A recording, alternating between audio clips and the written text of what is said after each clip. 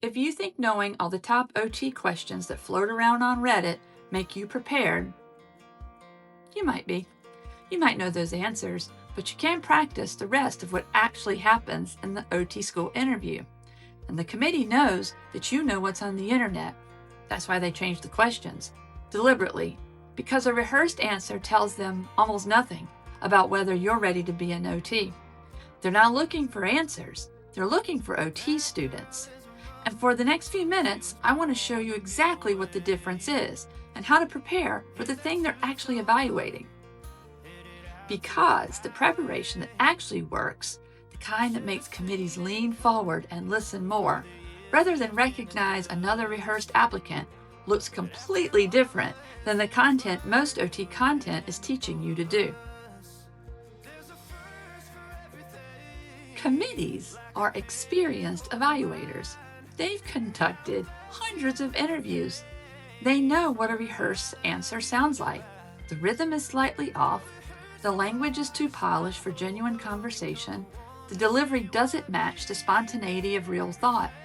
A rehearsed answer distances the committee from an applicant, because what they're trying to evaluate, genuine reasoning, authentic self-awareness, real professional engagement, is not accessible through performance. An applicant who spent 3 weeks memorizing responses to common questions has actually made it harder for a committee to meet them through those answers. Not because the preparation is wrong, because answer preparation is the wrong kind of preparation. Here is the preparation that actually works, and why it produces something completely different from rehearsed answers when you're in the room. Preparing your thinking means developing genuine positions on professional questions as an OT interview explores. So that when any version of these questions appears, expected or unexpected, your thinking is available to you and your response is authentic instead of performed. There are 5 questions worth genuinely developing your thinking around before any OT interview.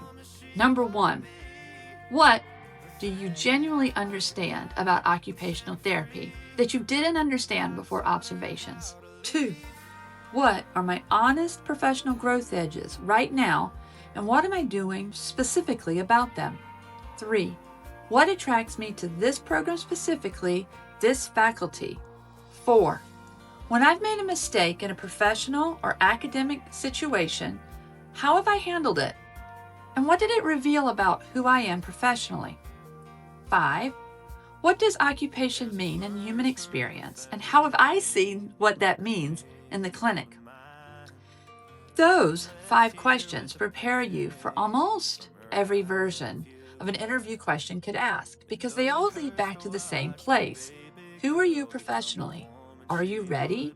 Do you have an understanding of what you're actually entering? Self-awareness is the quality committees most consistently evaluate and most consistently find performed rather than genuine. Performed self-awareness sounds like my biggest weakness is that I care too much, I work too hard, and I hold myself to very high standards. Genuine self-awareness sounds like I sometimes struggle with clinical ambiguity, situations where the right intervention isn't clear. I'm actively working on that by seeking observation in settings where clinical picture is more complex that I'm comfortable with. The difference is being specific. Performed self-awareness is vague.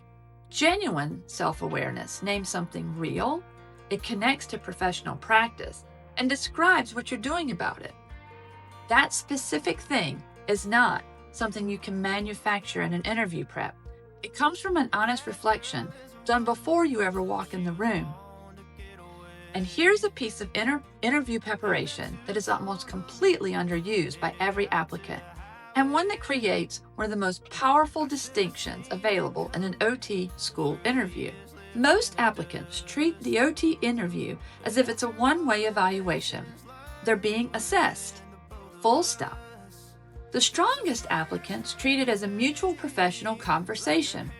They walk in prepared to interview the committee with specific, research-based questions about this faculty's work, this program's clinical placement network, this program's specific approach to creating clinicians, and the capacity they have to train them. That preparation communicates something that a rehearsed answer never can. And I'm here because something specific about who you are, not because I need to get into a program.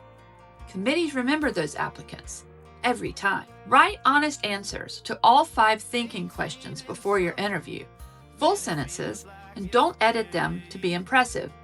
Research one piece of faculty work from every program you're interviewing with, and prepare at least one general question about how it connects to the program training. Practice your self-awareness responses out loud until it sounds like professional reflecting, then a student answering questions. That preparation, not the list of common questions, that's what walks with you in that room. You can learn more in my OT school community, OT Student Leveled Up, where you can have access to all kinds of information, including how to handle the interview, how to handle the group activity, writing sample, the clinician in the room, all of it. If you want more help, you're welcome to join me in my groups, and those are both available in the link in the description. Good luck.